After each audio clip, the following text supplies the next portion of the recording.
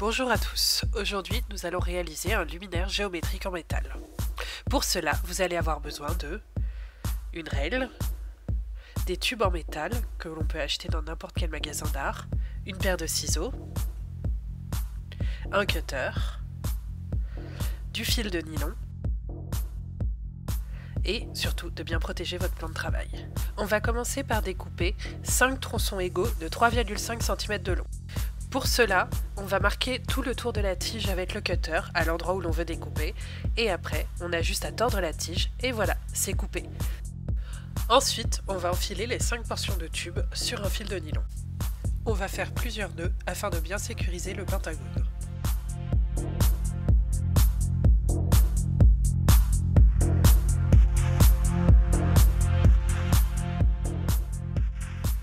Si votre fil de nylon est fin comme le mien, n'hésitez pas à faire plusieurs tours à l'intérieur du pentagone afin de solidifier le tout.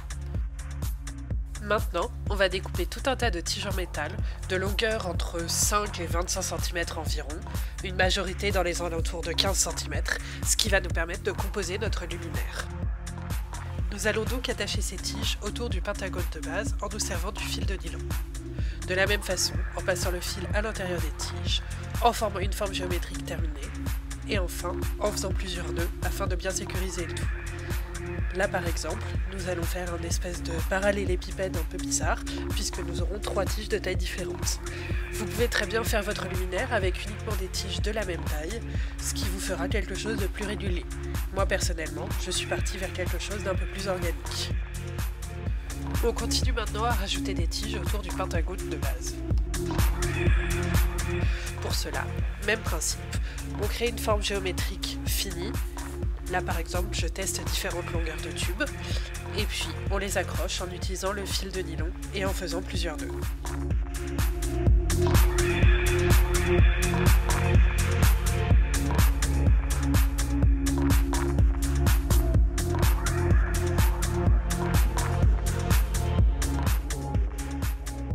On voit ici que le volume commence à se créer grâce aux différentes tiges.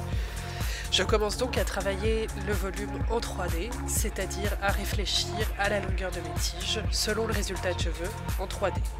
Ici j'utilise une tige dorée parce que j'ai décidé d'avoir un mélange entre le doré et l'argenté. Par contre, à terme je l'ai un peu regretté car les tiges dorées sont extrêmement difficiles à couper. D'ailleurs, au passage, le magasin dans lequel j'ai acheté mes tubes s'appelle Les Arts. Il est situé à Paris, vers Saint-Germain. Et c'est un magasin qui est assez top pour tout ce qui est matériel de maquettisme et de beaux-arts.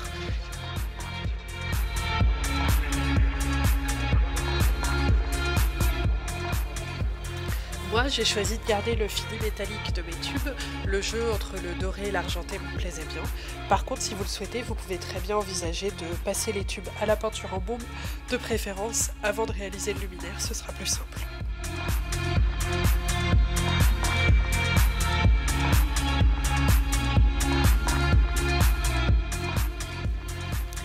Le volume commence vraiment à se dessiner ici et donc le choix dans la longueur des tubes est de plus en plus important.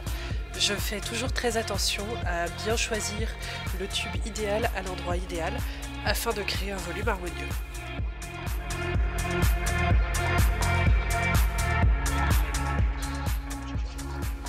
Attention à bien réfléchir en 3D et surtout au volume de votre luminaire, car sinon vous risquez de vous retrouver avec quelque chose qui soit très plat ou bien qui ne pourrait pas se refermer sur lui-même. Attention aussi à bien réfléchir aux proportions du luminaire par rapport à la pièce dans laquelle il est prévu, mais aussi par rapport à l'ampoule qui sera à l'intérieur. Moi par exemple, j'ai décidé de mettre une ampoule de taille classique et que ce soit placé dans mon entrée. Il ne faut donc pas quelque chose qui soit trop petit, sinon ça va être ridicule dans la pièce, mais il ne faut surtout pas non plus que ce soit trop large, car mon entrée est assez étroite. Vous avez toute liberté pour choisir les formes, les longueurs, les couleurs que vous voulez. Par contre, le seul impératif est vraiment de conserver le petit pentagone de base de côté de 3,5 cm car c'est lui qui va vous permettre d'accrocher votre luminaire autour de votre ampoule.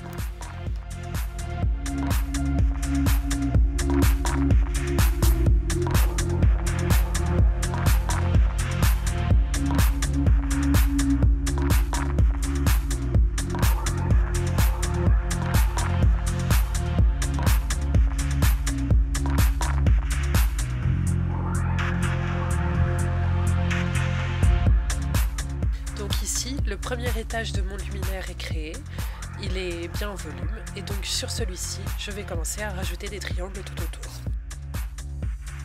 Pourquoi des triangles ? Parce que c'est eux qui vont me permettre d'assurer la rigidité de ma structure, parce qu'on ne veut pas que la structure reste souple et les triangles vont bloquer les formes en place. Parfois, il m'arrive de réaliser des quadrilatères, néanmoins, pour éviter que cela penche comme cela le fait ici, il faudra que je rajoute des barres transversales qui, au final, recréeront des triangles. Donc, histoire de vous faciliter la vie, autant ne pas faire comme moi et réaliser des triangles directement. Petit saut dans le temps ici, on a bien avancé et le luminaire est quasiment terminé. Je suis en train de réaliser les triangles finaux. Bon, je pense que vous commencez à bien comprendre la technique. On crée un triangle avec les tiges de métal, on enfile du fil de nylon tout autour, éventuellement on double le passage du fil, et enfin on sécurise en faisant plein de nœuds. Généralement j'en fais entre 3 et 5 selon la motivation. Là, comme je vous le disais, je suis en train de rajouter des barres transversales à tous les parallélépipèdes afin de les transformer en triangles et de rigidifier ma structure. On coupe tous les fils de nylon qui dépassent et voilà, c'est terminé. Il ne vous reste plus qu'à accrocher votre luminaire autour de votre ampoule comme un abat-jour classique et à profiter de la vue.